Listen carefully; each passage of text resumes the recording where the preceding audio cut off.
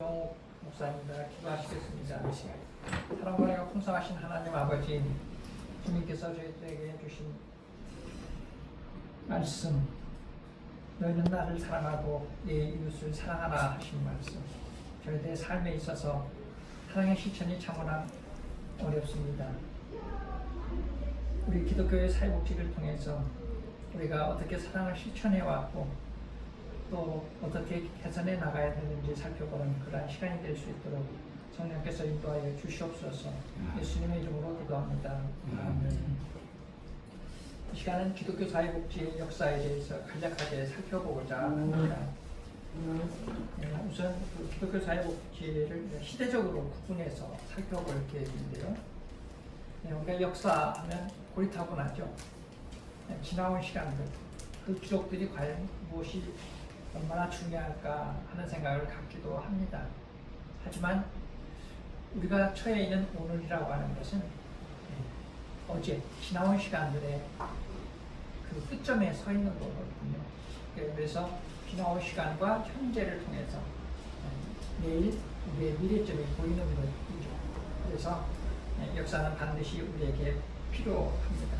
우리가 그 역사를 통해서 살펴보고 좋은 점은 이어나가고 또 개선해야 될 부분은 어떻게 해야 될 건가, 이러한 것을 살펴보는 데 있어서 의미가 있다라고 봅니다.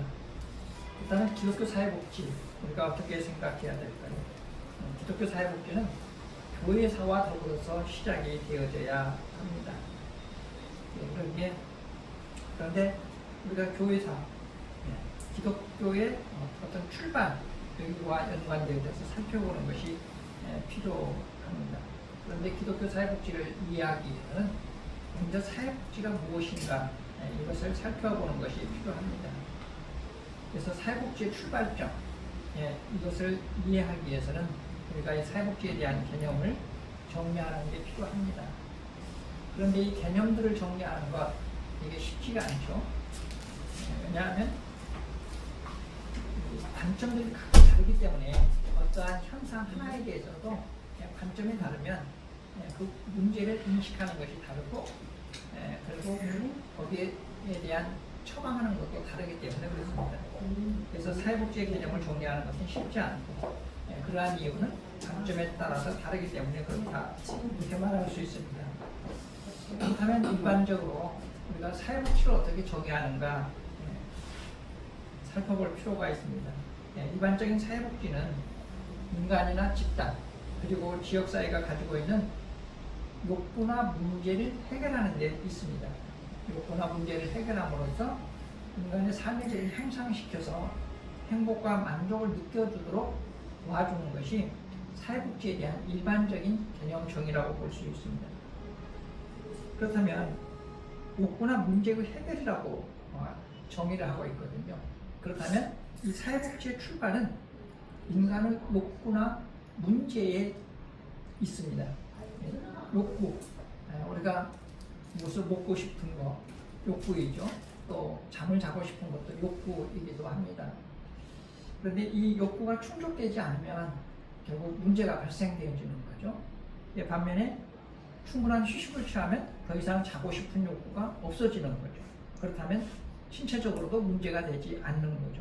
이와 같이 인간의 미충족된 욕구로부터 문제가 발생되어지는 거고 그러한 것이 장기화되어졌을 때는 보다 큰 문제가 되어지고 한 개인의 삶에 영향을 미치기도 하고 또 많은 사람들이 그러한 영향을 받는다면 그것이 하나의 사회 문제가 되어지기도 하고 그렇습니다.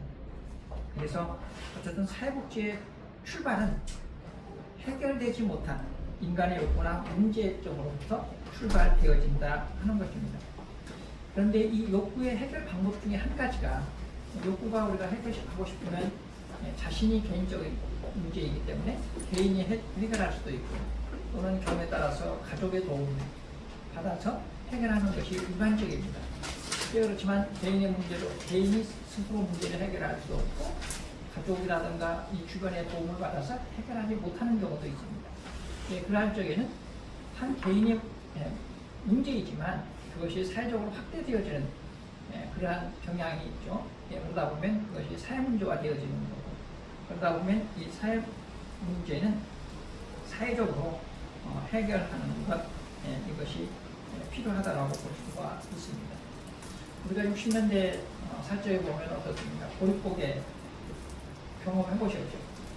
지금은 보릿고개 몰라요. 보릿고개? 모르세요? 경험했죠. 몰라. 경험했죠. 보릿 없는 거. 6월달 보릿고개 모르는데. 보릿고개를 모르시면 보릿고개가 뭐냐면 그냥 버리먹으면 많이 해먹었어요. 머리가 많이 해먹었어. 없으면 혼나요. 혼나. 그래서 보릿고개처럼 입었어요. 겨울을 지나고 나면 그 쌀이라든가 이런 것들이 다 떨어지잖아요. 떨어져 식량이 그러면 떨어져갖고 물 양식이 없었어. 우리가 6월달에 수확이 되기 전까지 이 배고픈 이제 봄을 보내게 되어졌어요. 그러다 보니까 뭐 산에 가서 생취를 뜯어다 먹기도 하고 뭐 이런 식으로 식량 문제를 해결하고 보리가 수확되어지는 그때를 기다리는 거거든요. 그래서 빈곤의 그 상징이 우리 속에서 그 빈곤의 상징이 보릿고개입니다.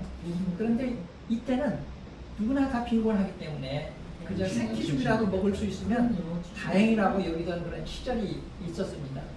그런데 요즘은 그런 게 없잖아요. 그래서 배불러요. 지금 이제 너무 배부르다 보니까 어떻습니까? 오히려 비만의 문제라든가 이런 것들이 문제가 되어지는 거죠. 이와 같이 이 욕구라고 하는 것은 시대의 흐름과 환경에 따라서 이게 달라지는 겁니다. 그래서 동일한 것이 아니고 이렇다는 특성을 갖고 있습니다. 그래서 이러한 욕구의 문제가 사회 문제화 되어지고 그러한 문제를 하는 것이 입니다.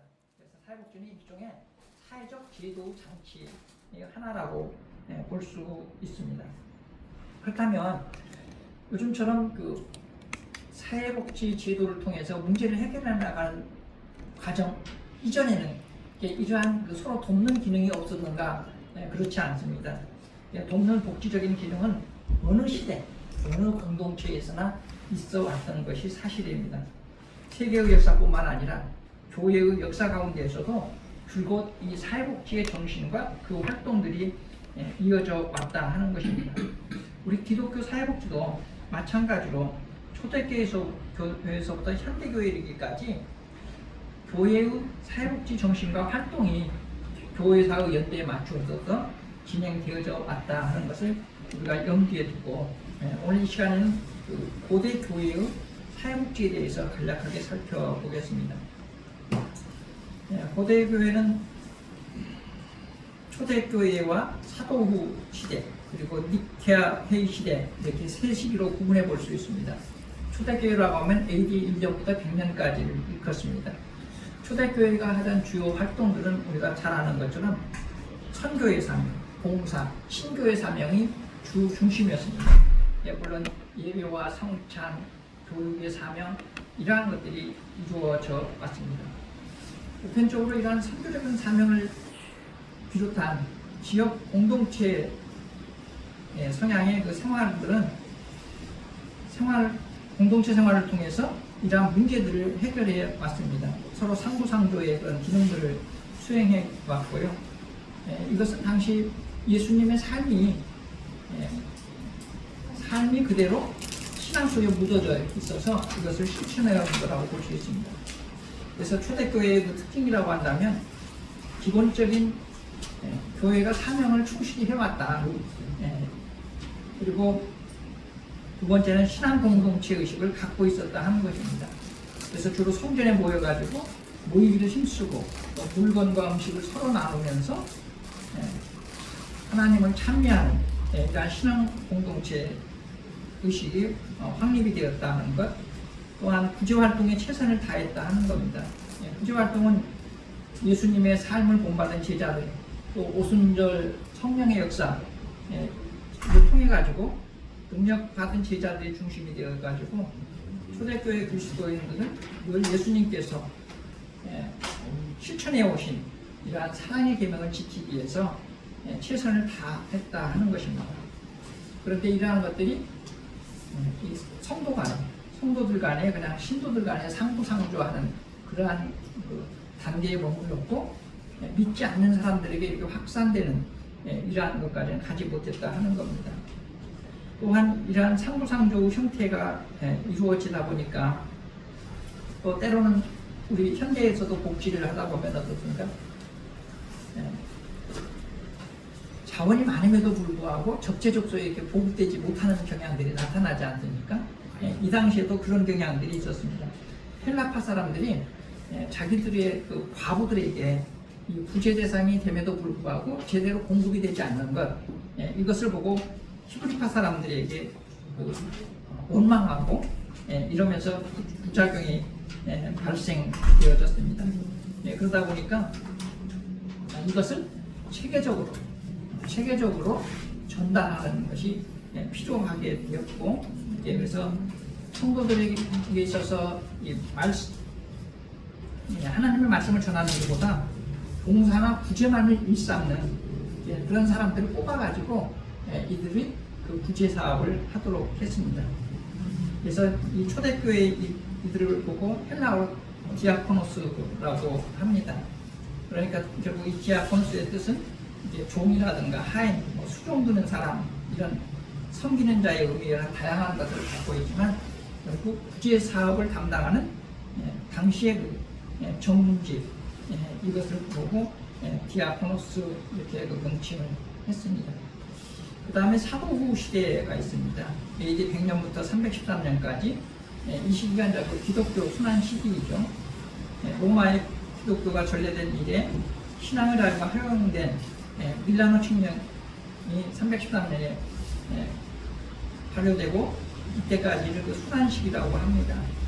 이 당시는 힘든 시기이기도 했지만 오히려 성도들이 사회적인 신분이라든가 종족이라든가 이런 것들을 따지지 않고 함께 참여하는, 어떻게 보면 공동체적인 그런 가족으로 상부상조하면서 신앙이 뜨거웠던 그러한 시기입니다.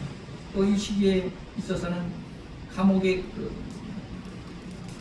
신앙에 대한 핍박으로 인해서 감옥에 갇혀있는 성도들에게 생필품도 공급하고 또 고아와 장애우들을 교회가 맡아서 양육하는 이러한 시기이기도 합니다. 이 시대의 구제사업의 특징이라고 하면 예수님처럼 가난하고 병든 자들을 아낌없이 사랑으로 도와주는 순수한 사랑이 자리하고 있었다 하는 것입니다. 또 한 가지는 타인을 도와줌으로써 하나의 그것이 자신의 공적으로 되어서 인과응보를 받는다는, 상급을 쌓는다는 그러한 사상, 이러한 것들이 그 내재되어져 있었습니다. 그 다음에 마지막으로 니케아 회의 시대입니다. AD 313년부터 590년까지고요. 밀라노 칙령 이후에 데오도시우스 대제의 기독교 로마 국교 선포를 걸쳐서 그레고리 1세기까지 300년간의 그 가톨릭 공인 시기이기도 합니다. 이 시기는 그 가톨릭 구교가 국가의 중추적인 역할을 담당하고 자선에 대한 행정을 주교, 본당 신부라든가 부제가 담당해 왔습니다. 또 교회의 영향이 확대되어지고 빈민을 위한 시설들이 수도원 안에 설립되어지기도 했고요. 또 고아, 노인, 환자, 불구자들을 수도원의 수도자들이 돌보기도 하고 또 집 없는 사람들에게 숙소를 제공하는 이런 어떻게 보면 사회복지적인 기능이 확대되어진 이러한 시기라고 볼 수 있습니다. 하지만 이 시대의 특징이라고 한다면 어떤 그 일치감을 갖지 못한 그러한 시기이기도 합니다.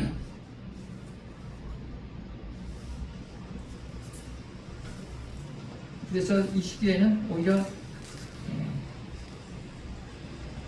성직자들과 성도들이 민중 속으로부터 벗어나서 개인적인 신앙생활을 영위하고 만족을 느끼는 그러한 수도원이 탄생하는 그런 시기이기도 합니다.